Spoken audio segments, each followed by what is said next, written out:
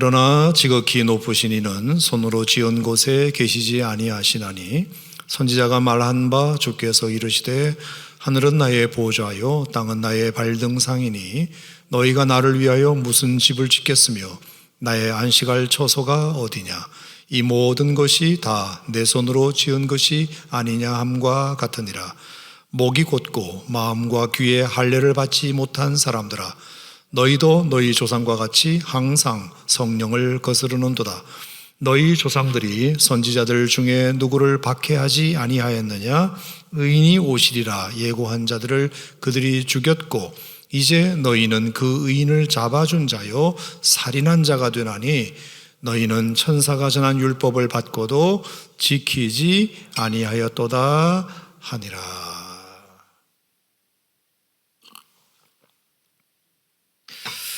자, 오늘 사도행전 7장 말씀은 스데반 집사님의 설교입니다. 사실 목회자도 마찬가지지만 여러분들은 더 마찬가지고요. 사도행전 7장의 이 스데반 집사님의 설교를 도대체 어떤 내용을 설교했는지, 그리고 또 도대체 무슨 설교를 어떻게 했길래 돌에 맞아 죽을 정도였는지 사실 우리가 세밀히 잘 살펴보지 않는 본문입니다. 굉장히 중요한 본문이고요. 그럼에도 불구하고 내용을 잘 모르는 그런 본문입니다. 제가 누굽니까? 한 방에 또 정리해드리는 쪽집게 과외 선생님 아닙니까? 그래서 여러분들에게 사도행전 7장을 오늘 한 방에 좀 풀어드리고 이 스데반 집사님의 설교 가운데 굉장히 중요한 두 주제를 여러분과 같이 좀 나눠보고자 합니다.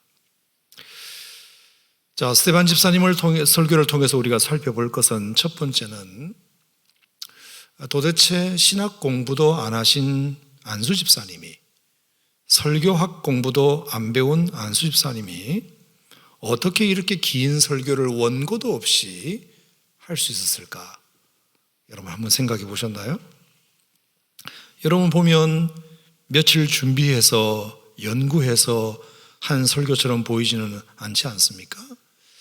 17장 1절에 보면 대제사장이 이르되 이것이 사실이냐라는 질문에 스데반 집사님이 답을 하면서 시작된 설교가 7장에 있는 스데반 집사님의 설교입니다. 그러니까 원래부터 설교하려고 계획을 한 게 아니고 대제사장이 스데반 집사님을 산헤드린 공회에 잡아다가 신문을 하면서 이것이 사실이냐, 이것이라고 하는 말은 너를 고발한 사람들의 이야기를 들어보니 너는 나사렛 예수가 성전을 헐어버리라 얘기했다고 하는 것을 너도 동조한다는 얘기를 들었고, 그리고 모세의 율법을 아예 다 모세의 율법을 다 고치겠다고 했다고 하는데 이것이 사실이냐, 이렇게 이제 대제사장이 질문을 합니다. 그러자 이제 그 얘기를 듣고 스데반 집사님이 그 대제사장의 질문에 답을 하는 과정 속에서 설교가 길어진 것입니다. 7장 내내 길어진 것입니다. 그러니까 이것은 저처럼 설교 원고를 준비해 가지고 며칠 동안 연구해서 나온 본문이 아니라는 거죠. 여러분, 이렇게 누군가의 질문을 받고 갑자기 튀어나온 말을 이렇게 길게, 이렇게 논리적으로 잘 설명한다는 것은 무슨 뜻일까요? 그만큼 평소에 이 사람의 생각 속에 그와 같은 것이 잘 정리되어 있었다는 뜻입니다. 사도의 가르침을 통해서, 베드로 목사님의 가르침을 통해서 열심히 집사님이 그 말씀이 맞아요, 그 말씀이 맞아요, 설교를 들을 때마다, 말씀을 배울 때마다 그것을 잘 새겨 들어서 늘 자기 머릿속에, 지식 속에 하나님 말씀이 잘 정리되어 있었기 때문에 누가 물으면 원고도 없이 바로 튀어나오는 것입니다. 누구든지 준비해서 하는 것은 잘할 수 있습니다. 근데 중요한 것은 내가 전혀 준비가 되어 있지 않는 상황 속에서도 누군가 이렇게 갑자기 질문을 했을 때 대답을 잘 말할 수 있다면 그 사람이 진짜 실력자입니다. 그렇죠, 여러분? 열심히 공부해서 시험을 잘 치는 것도 중요하지만 공부도 안 했는데 특별히 준비한 것도 아닌데 줄줄줄줄 무에 대해서 말할 줄 안다면 그 사람이 진짜 실력자잖아요. 저는 그래서 참 스데반 집사님이 부러워요. 스데반 집사님은 목사님도 아니고 신학자도 아니고 그냥 안수 집사님에 불과한데 어떻게 이렇게 툭 튀어나온 대답 속에 이렇게 하나님 말씀을 잘 증거할 수 있을까? 미안한 얘기지만 우리 교회 안수 집사님도 한번 생각해 봤어요. 우리 안수 집사님들을 한번 툭 치면 이런 말씀이 줄줄줄줄 나올 수 있을까? 두 번째는 이렇게 대제사장의 질문에 대해서 대답이 술술 나왔다는 얘기는 자기가 믿는 바에 대한 확고한 신념이 있었기 때문에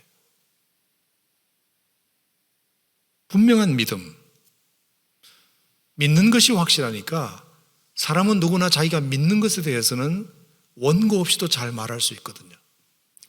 외운 지식이 아니라 믿은 지식에 대해서 더 잘 말할 수 있습니다.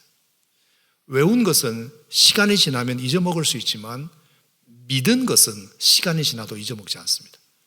내가 확신하고 내 마음에 굳건한 믿음이 있는 것에 대한 지식은 시간이 지나도 더 뜨거워지면 뜨거워지고 더 선명해지면 선명해지지 잊어버려지지 않습니다. 저는 스데반 집사님이 부러운 게 뭐냐, 원고 준비도 하지 않았고 설교 연구도 하지 않았는데 그냥 대제사장의 질문 속에 툭 튀어나온 대답이 이렇게 7장 전체를 장식할 정도로 논리적이면서 체계적이면서 아주 복음적으로 이렇게 설교할 수 있다는 것은 평소에도 잘 배워놓았을 뿐만 아니라 그에게 확고한 자기가 믿는 믿음이 있었기 때문이다. 여러분, 서두로 드리는 이 말씀이 여러분들은 어떻게 생각이 드세요? 우리가 스데반 집사님까지는 되지 못해도 적어도 내가 누군가 당신이 믿는 예수 그리스도의 복음에 대해서 한번 설명해 보시오 라는 질문을 받았을 때 주어진 시간이 5분이면 5분, 10분이면 10분, 아니면 30분이면 30분 내가 복음에 대해서 세계적으로 잘 설명할 수 있는가? 여러분, 미안한 얘기지만 신천지 같은 이단은 누르면 튀어나옵니다. 자판기처럼 튀어나와요. 그렇죠? 여호와의 증인 줄줄줄줄 꿰고 있어요. 그래서 언제든지 어디서든지 당신이 믿는 믿음에 대해서 얘기해보라 그러면 줄줄줄줄 얘기하는 것을 듣고 여러분들이 잘 넘어가지 않습니까? 나는 그런 게 없는데 저들은 저렇게 잘 준비가 돼 있네. 부러워만 하지 말고 우리도 그런 준비를 해야 되잖아요. 그런 준비를. 아멘 한번 해보시기 바랍니다. 어떻게 그렇게 가짜 지식을 가지고 있는 사람 앞에 우리가 이렇게 맥을 못 춥니까? 도대체. 에이, 목사님이 다 알아서 하시니까 우리는 그냥. 언제까지 우리가 그렇게 피동적이고 수동적인 신앙생활을 해야 합니까? 적어도 안수 집사 정도 되면, 적어도 교회 10년, 20년 다녔다 하면 그래도 내가 알고 있는 복음에 대한 믿음과 지식에 대하여 5분, 10분은 체계적으로 설명할 수 있어야지. 동의가 안 되십니까, 여러분? 맞죠? 별로 준비하지 않아도 그래서 외운 지식이 아니라 믿은 지식은 충분히 그게 가능해요. 내가 그 확고한 믿음이 있으면 어떻게든지 풀어내요. 설명할 수 있습니다. 거기다가 자기 간증까지 넣어가지고 그렇게 설명할 수 있어야 돼요. 저는 스데반 집사님을 통해서 그냥 첫 번째 부러워서 그래요. 부러워서. 참 베드로 목사님이 참 교육을 잘 시켰다. 스데반 집사님이 참 훌륭하시다. 어떻게 이렇게 7장 1절부터 몇 절이에요? 53절까지 이렇게 긴 절을 원고 없이 줄줄줄줄 암송한 것도 아니고 할 수 있을까? 여러분, 그런 생각을 하면서 우리 모두도 다 하나님 말씀에 대한 최소한의 지식이 있어야 되겠다 생각하고요, 자기가 믿는 그 믿음에 대하여 말할 수 있는 능력이 있어야 되겠다, 그렇게 생각하는데, 여러분도 공감하시면 아멘 하시기 바랍니다. 자, 두 번째는, 그렇다면 도대체 스데반 집사님이 무슨 설교를 했기에 자, 설교를 다 듣고 난 그들의 반응이 뭐였죠? 54절. 자, 54절 보시면 그들이 이 말을 듣고 마음에 찔려라고 했어요. 그러니까 그 설교 내용이 자기 마음에 콕 찔렸다고 했습니다. 마음에 콕 찔리는 설교를 했을 뿐만 아니라 그 다음에 어떻게 됐죠? 그를 향하여 뭐를 갈았다? 무를 갈았다, 칼을 갈았다, 이를 갈았다. 이를 갈아서 결국에 스데반 집사님을 이제 돌로 쳐 죽이게 됩니다. 그러니까 이것은 자기 마음을 너무 세게 찔렀기 때문에, 스데반 집사님의 설교가 도대체 어떤 내용인지는 지금 설명드리겠지만, 하여간 내용을 떠나서 그 설교가 그 듣는 청중의 마음을 너무 찔러버렸기 때문에, 그래서 도저히 감당이 안 돼서 그 설교자의 입을 틀어막기로 작정해서 그 사람을 죽여버리는 정도로 너무 그 스데반 집사님의 설교가 가슴에 와닿았다는 모양입니다. 도대체 왜 그랬을까? 여러분, 앞서도 보셨지만 이런 설교는 스데반 집사님을 통해서만 들은 설교가 아니고, 자, 2장 같은 데 보면은 베드로의 설교도 나오잖아요. 베드로의 설교. 베드로 요한도 이렇게 설교를 했을 때에도 그들이 힘은 들었지만 베드로 요한을 죽이지는 않았거든요. 잡아가둔 적은 있어요. 더 이상 듣기 싫다 그러면서, 왜냐하면 너희가 예수를 십자가에 죽인 자가 바로 너희들이다, 살아있는 하나님의 아들을 너희들이 죽였다, 베드로도 그랬잖아요. 그랬을 때 이 사내들인 공회원들이 너무 듣기가 거북하니까 베드로 요한을 잡아 가두기는 했잖아요. 하지만 죽이지는 않았잖아요. 그런데 어떻게 된 게 스데반 집사님의 설교는 잡아 가두는 정도가 아니라 아예 죽여버렸을까?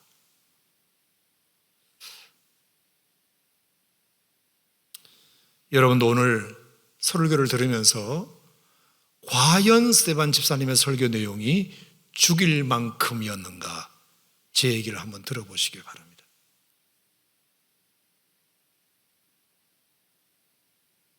저는 스데반 집사님의 설교에 대한 반응이 마음에 찔려 이를 갈았다, 이렇게 되어 있는데요, 사실 우리의 영혼이 하나님 말씀을 들으면서 살고 말씀을 통해서 우리의 영혼이 사는데, 그 말씀을 들으면서 마음에 찔리고 형제여 우리가 어찌할 거라고 반응하고, 그렇게 하면 정말 우리의 영혼이 살잖아요. 그런데 마음에 찔린 건 같은데 그 다음 반응이 이를 갈고 결국은 설교자에 대하여 돌을 던지고, 그렇게 된다면 자기 마음에 돌을 던지는 것이 아니고 그 말을 한 사람에게 돌을 던지게 된다면 정말로 그건 방법이 없어요. 사람의 얘기는 그럴 수 있지만 하나님의 말씀 아닙니까? 하나님의 말씀을 우리가 마음에 받고 그 마음에 정말 깨우침이 되고 뉘우침이 되면 차라리 나를 찔러서 나를 도려내고 나를 수술하는 기회로 삼으면 정말 내 영혼이 살아나는 절호의 기회가 되는데, 그 돌을 설교자에게 던져버리면 설교자도 이제 더 이상 나에게 그런 메시지를 전해줄 사람이 없을 뿐만 아니라 그것을 통해서 내가 이제 내 영혼이 살 수 있는 기회를 영원히 차단하는 기회를 잃어버리는, 정말로 해서는 안 될 그런 일이 아닌가 생각하고요. 오늘도 여러분들이 말씀을 들으러 오셨지만 앞으로도 평생 또 설교를 들으셔야 되지만 하나님 말씀을 들을 때마다 부탁입니다. 여러분, 그 말씀을 혹시 그 말씀이 오늘 이상하게 내 마음을 찌르고 내 마음을 후벼 파고 뭔가 다른 때와는 다른 느낌이 말씀을 들을 때 생긴다면 저는 그때가 성령이 역사하는 때인 줄 믿으시기 바랍니다. 성령께서 뭔가 지금 여러분들을 만지고 계시고 수술하고 계시다는 것을 꼭 기억하셔서 그 말씀을 자기에게 좀 적용시킬 수 있다면 저는 정말 여러분이 영원히 사는 그런 능력을 경험하게 되리라 믿는데 동의하시면 아멘 하시기 바랍니다. 자, 아무튼 오늘 사도행전 7장에 스데반 집사님이 그런 무슨 설교를 했기에 이런 일이 생겼을까? 두 가지인데요. 첫째는 율법도 중요하지만 하나님의 말씀을 살아계신 하나님의 살아있는 말씀으로 매일 매 순간 듣는 것이 더 중요한 것 같다. 첫 번째 스데반 집사님이 하고자 했던 내용이 같습니다. 다시 말하면 율법도 중요하지만 살아계신 하나님의 살아있는 말씀으로 매일 매 순간 듣는 것이 더 중요하다. 외우셨죠? 시작. 율법도 중요하지만 살아있는 하나님의 살아있는 말씀으로 매일 매 순간 듣는 게 더 중요하다. 아멘. 다시 한 번 더 시작. 율법도 중요하지만 살아있는 하나님의 살아있는 말씀으로 매일 매 순간 듣는 게 더 중요하다. 동의하시면 아멘. 여러분, 오늘 스데반 집사님이 이 설교에서 첫 번째 하고자 했던 내용이 바로 이것이에요. 율법 너무 중요하다. 모세율법 너무 중요하지만 정말 중요한 것은 살아계신 하나님의 살아있는 말씀으로 오늘 이 순간에도 내가 듣는 것이 중요하다. 그 이야기를 오늘 7장에서 스데반 집사님은 하고 계신 것 같습니다. 자, 그래서 아브라함 이야기를 꺼내기 시작합니다. 자, 7장 2절에 보면 스데반이 이르되 여러분 부형들이여 들으소서 우리 조상 아브라함이 이렇게 시작합니다. 자, 아브라함부터 얘기 꺼낸 이유가 뭐냐 하면 아브라함도 가만히 보십시오. 아브라함이 하란에 있기 전에 메소포타미아에 있을 때 영광의 하나님이 그에게 모여 이르시되 고향 친척 떠나 내게 보일 땅으로 가라 그러셨잖아요. 가라. 하나님이 말씀하셨잖아요. 보일 땅으로 가라. 자, 그랬을 때 어떻게 됐죠? 고향과 친척을 떠나 갔어요, 안 갔어요? 갔잖아요. 자, 지금 뭘 얘기하냐면 아브라함도 하나님께서 메소포타미아의 갈대아 우르에 아브라함을 있게 하셨을 때에 그 아브라함에게 하나님이 뭐라고 말씀하셨냐? 아브라함아, 본토 친척 아비 집을 떠나 내가 너에게 지시할 땅으로 가라 했을 때 그 순간 하나님이 내게 주시는 말씀으로 듣고 순종하여 아멘하여 순종하지 않았냐? 이해가 되시나요, 여러분? 아브라함도 그랬지 않았냐? 그 다음에 7절에 보면 또 이르시되 종 삼는 나라를 내가 심판하니 그 후에 그들이 나와서 이곳에서 나를 섬기리라. 자, 이제 6절 말씀부터 보면 이같이 너희를 말씀하시되 그 후손이 다른 땅에서 나그네가 되리니 그 땅 사람들이 종으로 삼아 400년 동안을 괴롭게 하리라. 자, 이거 400년 동안을 괴롭게 하리라는 말은 이스라엘 백성들이 애굽에서 종살이 하게 되는 일을 이제 얘기하는 것인데요. 400년 동안 그것을 섬기리라 했을 때 과연 그것이 이루어질까 생각했지만 17절에 보면 하나님이 아브라함에게 약속하신 때가 가까움에 이스라엘 백성이 애굽에서 번성하여 많아지지 않았냐. 자, 결국에 400년 동안 하나님께서 종살이 하게 될 거라는 것을 하나님이 말씀하시고 그 말씀대로 17절에 약속하신 때가 가까움에 이스라엘 백성들이 번성하여 400년 동안 이스라엘 백성들이 그 애굽 땅에서 많아졌지 않았냐.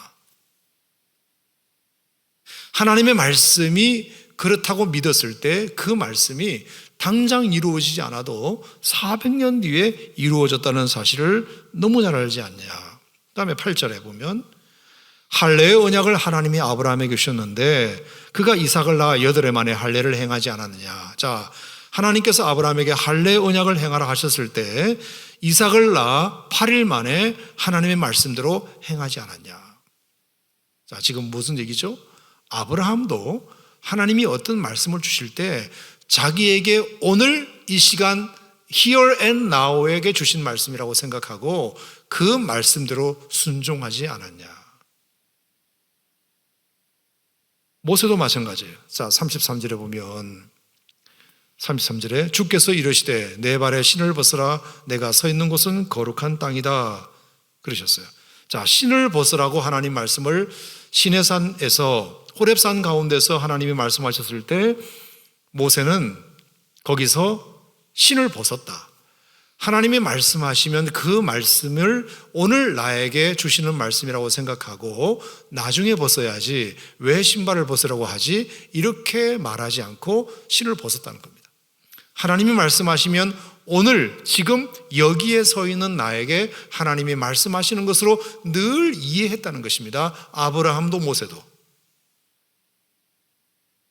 뿐만 아니라 34절에 보면 내 백성의 애굽에서 괴로움을 받음을 내가 확실히 보고 그 탄식하는 소리를 듣고 그들을 구원하려고 내려왔노니 이제 내가 너를 애굽으로 보내리라.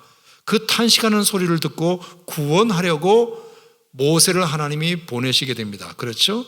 자, 그랬을 때 모세가 그 소식을 듣고 이 사람이 백성을 36절에 인도하여 나오게 하고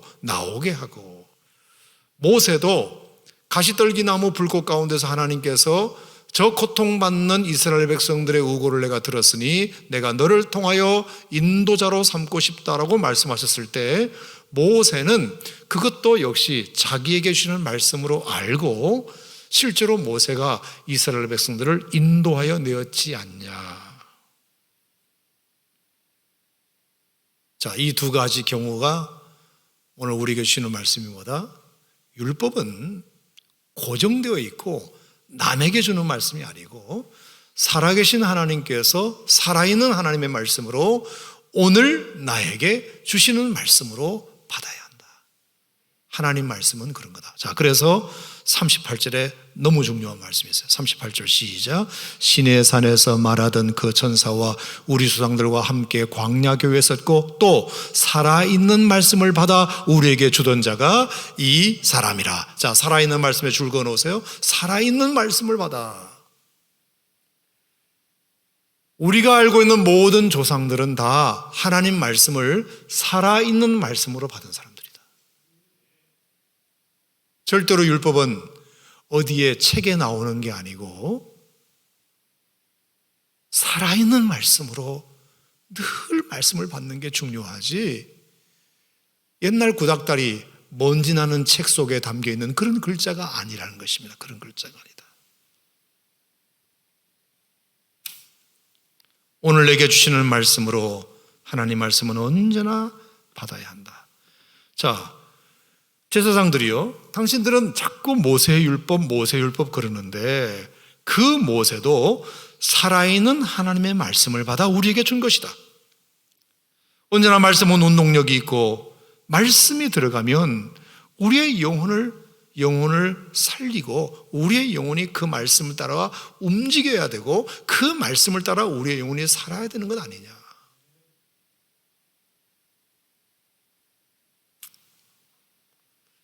자, 이 얘기를 한 거예요, 스테반 집사님이. 자, 그랬더니 듣는 지도자들이 기분 나빴다, 안 나빴다? 나빴다. 기분 아주 나빴다.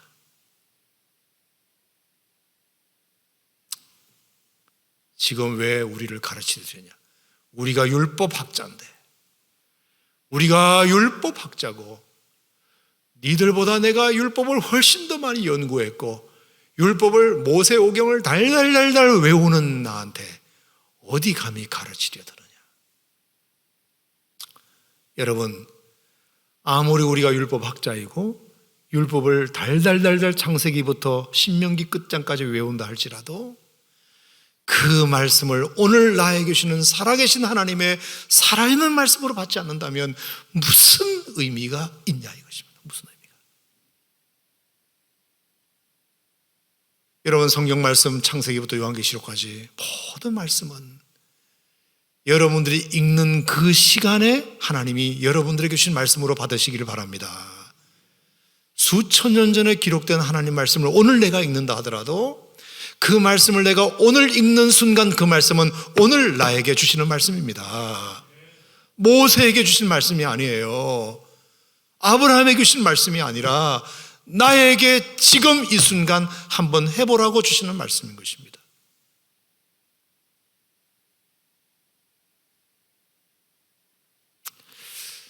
저는 요 몇 주간 동안 요한계시록 7교회 설교를 이렇게 쭉 하고 지난주에 이제 엘라골짜기 설교하면서 저는 이렇게 말씀을 전할 때마다 꼭 그런 생각을 제가 확인하게 되는데요.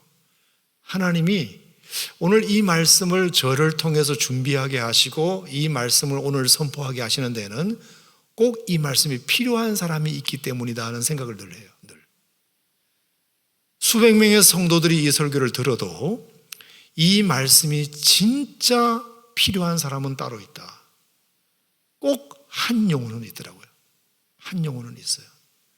정말 그 말씀이 자기에게 필요했대요. 정말 그 말씀이 자기를 찌르는 말씀이었대요. 2주 전에 라오디게아 교회 설교를 할 때도 남자 집사님이, 멀쩡한 남자 집사님이 저한테 문자를 보내셨어요. 목사님, 참 라오디게아, 나는 부요하여 부족한 것이 없다 하나.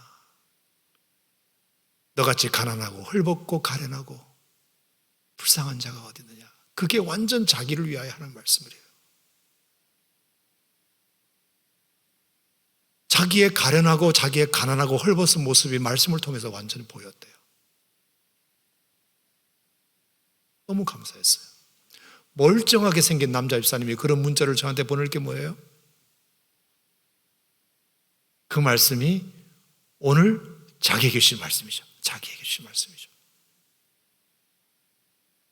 너무 돈만 추구하면서 부자가 되기만을 위해서 노력했는데 자기의 헐벗고 굶주리고 가련한 모습이 보였다는 거예요.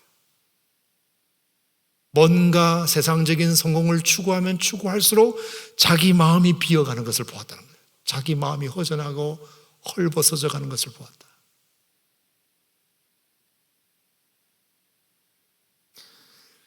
지난주 엘라골짜기에 설교하면서도 마찬가지예요.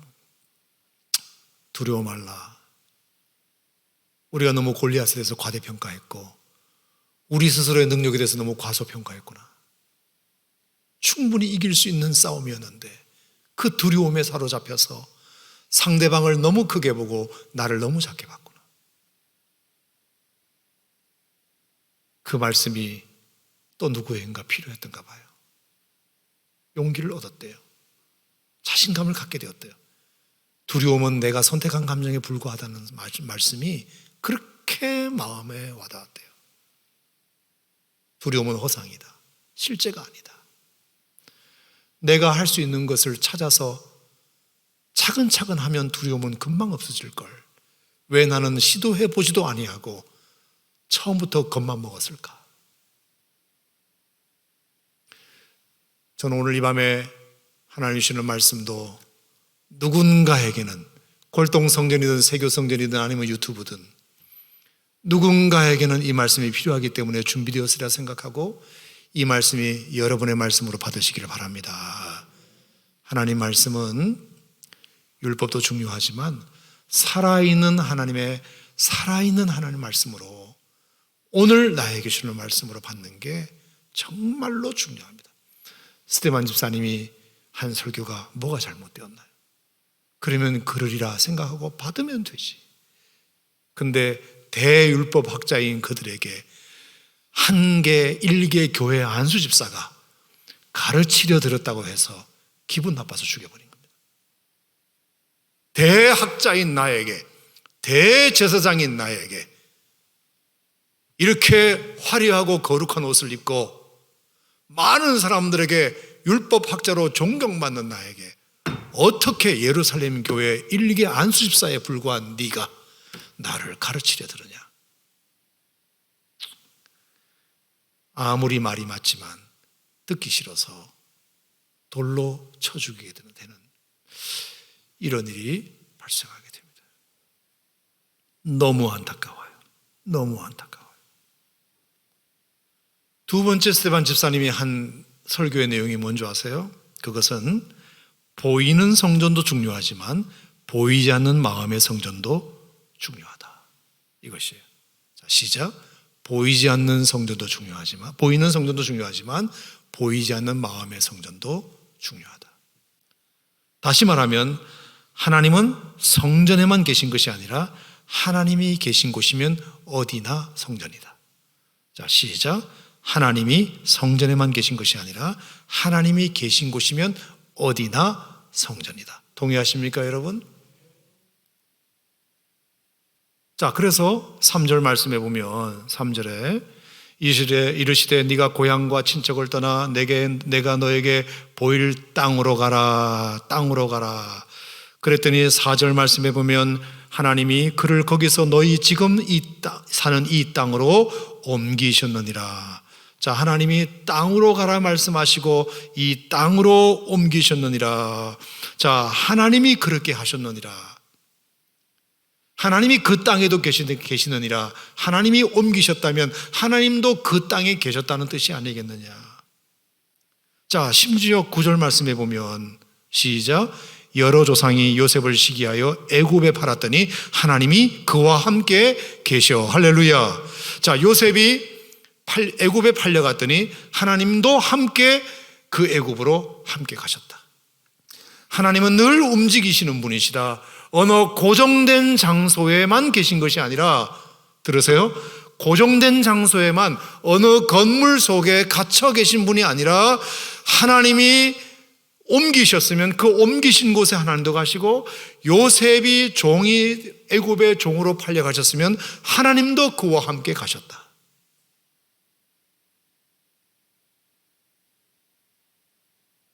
자, 30절. 40년이 차며 천사가 시내산 광야 가시떨기나무 불꽃 가운데서 그에게 보이셨다. 하나님이 시내산에서도 하나님이 나타나셨다. 자, 어떨 때는 가나안으로 가시더니 또 어떨 때는 요셉과 함께 애굽에도 가시더니, 자, 이번에는 또 어디로 가셨다? 시내산도 가셨다. 자, 하나님은 종횡무진, 하나님의 사람들이 가는 곳이면 어디든지 가시는 분이시라는 것을 지금 말씀하시는 것입니다. 그러면서 심지어 33절에 뭐라고까지 말씀하셨어요? 네가 서 있는 곳은 거룩한 땅이다. 여기가 어디예요, 여러분? 시내산이잖아요. 네가 서 있는 그곳은 거룩한 땅이다. 네가 지금 어디에 있냐가 중요한 것이 아니라 내가 너를 부른 그 장소가 성전이고, 내가 너와 함께 있다면 거기가 성전이고, 내가 너를 가라고 했다면 거기가 성전이다. 아멘. 성전의 개념에 대하여 하나님이 완전히 새로운 말씀을 지금 하고 계신 것입니다. 심지어 36절에 보면 이렇게 말씀하셨어요. 시작. 이 사람이 백성을 인도하여 나오게 하고 애굽과 홍해와 광야에서 40년간 기사와 표적을 행하셨다. 하나님이 기사와 표적을 행하시는 것은 꼭 성전만이 아니다. 애굽에서도 홍해에서도 광야에서도 하나님은 어디서든지 당신의 능력을 보여주시는 분이시다. 믿으십니까, 여러분? 어디서든지 장소에 구애받지 않고 하나님은 당신의 능력을 얼마든지 보여주시는 분이시다. 심지어 놀라지 마세요. 38절 시작. 시내산에서 말하던 그 천사와 우리 조상들과 함께 광야 교회에 있었고, 하나님은 광야에도 교회를 세우셨다. 광야에도 교회를 세우셨다. 예루살렘에만 교회가 있냐? 광야에도 하나님은 교회를 세우셨다. 보이는 성전도 중요하지만 보이지 않는 마음의 성전도 중요하다. 하나님이 성전에만 계시냐? 하나님이 계신 곳이면 어디나 성전이지. 하나님이 보내셨으면 그것도 성전이고, 하나님이 함께 계시면 애굽도 성전이고, 하나님이 거룩한 땅이라고 말씀하셨으면 시내산도 성전이고, 하나님이 기적을 베푸시고 능력을 베푸셨으면 그곳이 애굽이든 홍해든 광야든 그것도 다 성전이고, 어디든지 다 하나님이 계신 게 중요하지, 하나님이 함께 계시는 게 중요하지, 보이는 건물이 중요한 건 아니다. 이 이야기를 스테반 집사님이 대세상에 지금 하고 있는 것이에요. 그러면서 이제 44절에 결론을 내기를, 자 44절, 물론 광야에서 우리 조상들에게 증거의 장막도 있었고, 그렇죠? 그 다음에 46절, 야곱의 집을 위하여 하나님의 처소를 준비하게 하여 달라고 했고, 47절, 솔로몬이 그를 위하여 집도 지었다. 자, 이게 뭐죠? 보이는 성전이죠. 솔로몬이 거룩한 솔로몬 성전을 의미합니다. 자, 물론 하나님은 보이는 성전을 짓고자 하는 다윗의 계획에 솔로몬을 통해서 허락하셔서 보이는 집도 짓게 하신 것도 맞다. 그것도 인정했어요. 보이는 성전도 중요하다. 자, 그런데 47절, 48절입니다. 뭐로 시작되죠? 그러나, 따라합시다. 그러나 솔로몬이 그를 위하여 집을 짓게 하신 것도 맞으나, 그러나 48절 시작. 그러나 지극히 높으신 이는 손으로 지은 곳에 계시지 아니하시나니, 인간의 손으로 지은 곳에 계시지 아니하시나니, 선지자가 말한 바 49절, 주께서 이르시되 하늘이 나의 보좌요 땅이 나의 발등상이 아니더냐. 하늘이 나의 보좌요, 하나님이 그곳에 앉아 계시고 하나님의 발은 땅에 닿았다, 그 뜻입니다. 그러면서 49절에 뭐라 그러죠? 너희가 나를 위하여 무슨 집을 짓겠다는 거냐? 도대체 너희가 나를 위하여 무슨 집을 짓겠다는 거냐? 내가 안식할 처소가 어디냐? 50절, 이 모든 것이 다 내 손으로 지은 것이 아니더냐. 이 모든 자연 만물이 다 하나님의 손으로 지은 것이 아니더냐. 그런데 도대체 너희들이 무슨 성전을 짓겠다고? 성전을 짓는 것이 나쁜 건 아니지만, 솔로몬을 통해서도 하나님은 거룩한 성전을 짓게 하신 것도 맞지만, 기억할 것은 하나님은 절대로 그 건물 속에만 계신 것이 아니다. 하나님이 보내신 곳에 보내셨다면 거기도 하나님이 계시고, 하나님이 함께 계신다면 거기도 하나님이 함께 계시고, 아멘. 하나님이 거룩한 땅이라고 말씀하셨으면 그곳에도 하나님이 계시고, 하나님의 능력을 보이신 곳이라면 거기가 애굽이든 홍해든 광야든 모두가 다 성전이다. 다 하나님의 성전이다.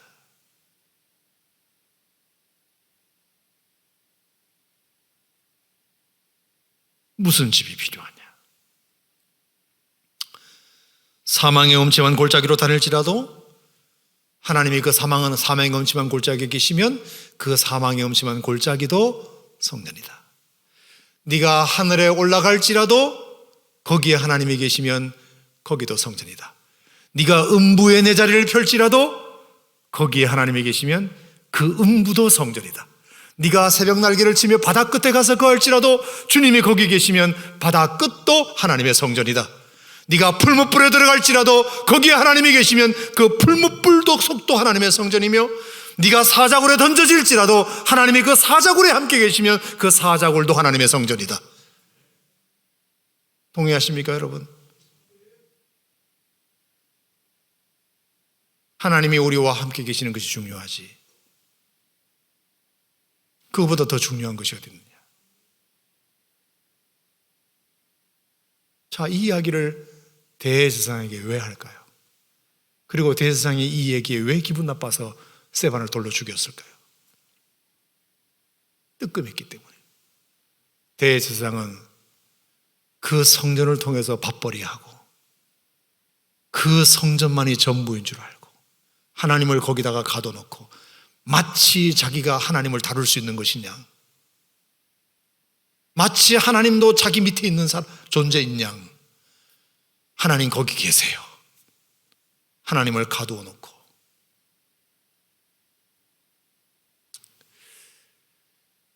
대제사장이 말귀를 알아들었기 때문이죠. 그리고 일개 교회 안습사로부터 너무 크게 얻어맞았기 때문이죠. 그래서 견디지 못하여 그 입을 틀어막게 돼요.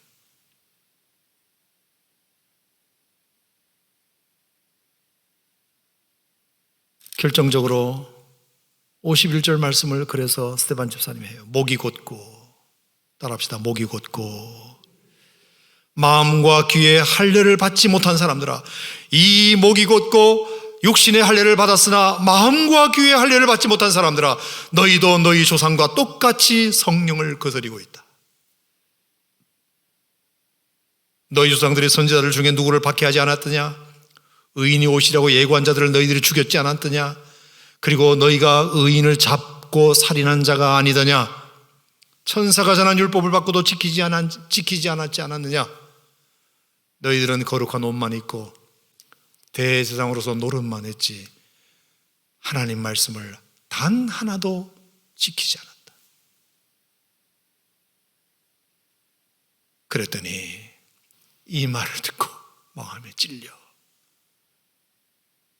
이를 갈거늘 저자를 죽여버려라. 어디 감히 우리를 가르치려 드느냐. 그래서 스데반 집사님이 순교하시게 됩니다. 사랑하는 성도 여러분, 사실 이 대제사장이 스데반 집사님을 죽인 것이 남 얘기가 아닐 수 있는 게요, 우리는 거기까지 가지는 않지만 우리도 그럴 수 있거든요. 우리도. 여기 서 있는 저부터 비롯해서 우리 모두가 다 하나님 말씀이 나에게 들려질 때 정말로 초콜릿처럼, 꿀송이처럼, 달달한 사탕처럼 그렇게 내 마음을 잘 만져주고 위로해주는 말씀도 물론 있지만, 때로는 불방망이가 되어 나에게 채찍이 되어 나를 아프게 하는 말씀도 있을 수 있잖아요. 그랬을 때 우리가 정말 사도행전 2장에 있는 무리들처럼 반응한다면 정말 내 영혼이 살 수 있는 절호의 기회가 되겠지만, 사도행전 7장의 대제사장처럼 그렇게 반응한다면 영원히 기회를 잃어버리는 수가 생길 수 있어요. 여러분, 하나님의 말씀은 지금도 살았고 운동력이 있어 좌우의 날선 어떤 멍보다도 예리하여 우리의 혼과 영과 관절과 골수를 찔러 죽이게 하지 하고 우리의 마음의 생각과 뜻을 감찰하시고 계시다고 저는 생각합니다. 여러분, 하나님 말씀, 기록된 하나님 말씀을 읽는 것도 중요하지만 더 중요한 것은 이 기록된 말씀을 통해서 오늘 나에게 주시는 말씀으로 받는 게 더 중요합니다. 설교를 듣는 것도 중요하지만 그 말씀을 통해서 오늘 나에게 하나님이 필요하여 주시는 말씀으로 받는 게 훨씬 더 중요합니다. 아멘입니까, 여러분? 우리가 보이는 예배당에서 하나님을 예배하는 것도 너무 중요하지만 진짜 더 중요한 것은 하나님이 계신 곳이 모두가 다 성전이다. 하나님이 나와 함께 계시는 것이 더 중요하다. 하나님이 나를 어디를 보내시든지 하나님이 보내셨다면 그곳도 성전이고, 내가 감옥에 있든지 내가 바다 끝에 있든지 하늘에 있든지 땅 밑에 있든지 음부에 있든지 굴 속에 있든지 풀무불에 있든지 어느 곳에 있든지 하나님이 계신다면 그곳이 성전이다. 그리고 심지어 고린도전서 3장 16절에는 뭐라고까지 말씀하셨죠? 너희가 하나님의 성전인 것과 하나님의 성령이 너희 안에 거하시는 것을 알지 못하느냐 말씀하셨어요. 여러분의 영혼에 하나님이 계시다면 여러분도 성전입니다. 여러분의 영혼도 성전이에요. 여러분의 마음에 주님이 계시다면 거기가 성전이잖아요. 성전이잖아요.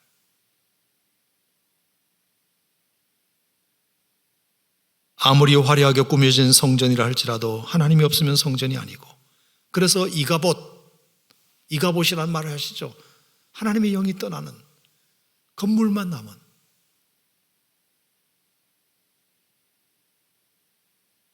에스겔에 나와 있는 말씀처럼 하나님이 떠나셨다. 하나님이 문지방을 넘어가셨다. 이스라엘 백성들은 건물만 존재하면 하나님은 거기 계시다고 생각했는데 BC 586년에 바벨론에 아주 보기 좋게 멸망하면서 그들은 엄청난 충격을 받게 돼요. 보이는 성전에 하나님이 계신 줄 알았는데 보이는 성전이 무너지면서 그들은 멘붕에 빠지기 시작한 거예요. 그들의 생각이 완전히 틀렸구나. 하나님은 그들이 바벨론 포로로 잡혀갔을 때도 하나님은 거기 계셨고, 하나님의 백성이 있는 곳이라면, 하나님을 영접하고 하나님을 초대한다면 거기가 바벨론이든 어디든 그곳이 하나님의 성전이고 그곳이 하나님을 예배하는 처소고, 우리가 이것을 절대로 잊어버리지 말아야 된다 생각합니다. 저는 그래서 스데반 집사님의 이 설교가 정말로 저들이 듣고 깨우치고 회개하고 돌이켰더라면 정말로 인생이 달라졌을 텐데, 스데반 집사님의 입을 틀어막고 더 이상 이 얘기를 하지 못하도록 막았기 때문에 아까운 스데반 집사님이 순교당했을 뿐만 아니라 그들의 영혼이 살 수 있는 절호의 기회를 원천적으로 막아버리는 너무나 불행한 사건이 오늘 사도행전 7장 본문의 사건이 됩니다. 제가 여러분들에게 오늘 부탁드리고 싶은 것은, 신앙생활을 앞으로 한두 해 하다고 끝날 뿐도 아니시고 주님 부르시는 그날까지 여러분이 하잖아 하시게 될 텐데, 딱 두 가지만 우리가 좀 기억하셨으면 좋겠다 생각합니다. 첫째, 하나님 말씀을 들을 때, 기록된 말씀을 읽을 때 글자로만 읽지 말고 남 얘기로만 듣지 말고 오늘 나에게, here and now, 지금 여기 있는 나에게 하나님이 필요하여 주시는 말씀이시다. 꼭 그렇게 들으시면 그 하나님 말씀이 여러분들에게 언제나 생명이 되고 길이 되고 진리가 될 줄 믿습니다. 그거 기억하고 사는 것이 너무 중요한 것 같아요. 두 번째, 장소가 중요한 것이 아니다, 뭘 하는 게 중요한 게 아니다, 하나님이 나와 함께 계시면, 하나님이 보내신 곳이라면 하늘에 올라갈지라도 거기가 성전이고, 바다 끝에 가서 거할지라도 거기가 성전이고, 음부의 내 자리를 펼지라도 거기가 성전이고, 풀무불에 던져질지라도 거기가 성전이고, 사자굴에 던져질지라도 거기가 성전이고, 사망의 음침한 골짜기로 다닐지라도 거기가 성전이다. 중요한 것은 하나님이 나와 함께 계시다는 것이 중요하다. 여러분, 이것을 절대로 잊어버리지 않았으면 좋겠어요. 이 두 가지만 우리 마음에 새길 수 있다면 신앙생활이 얼마나 행복하겠습니까? 늘 오늘 주시는 하나님 말씀을 내 말씀으로 받고, 하나님이 나와 함께 계시다는 것으로 성전 삼고, 주님이 내 안에 계시다는 것으로 내가 성전 삼고, 그렇게 살아갈 수 있다면 여러분이 어디서 하나님을 예배하든 어디서 주님을 찾든 그곳이 지성소요, 그곳이 교회요, 그곳이 성전이요, 그곳이 하나님이 계신 곳인 줄 믿습니다. 주님이 오늘 이 밤에 여러분이 계신 이곳을 주님이 성령으로 덮으시고, 여러분이 예배하는 이곳을, 여러분이 기도하는 그곳을 하나님이 만져주시기를 주의 이름으로 축원합니다. 축원합니다. 고마우신 하나님,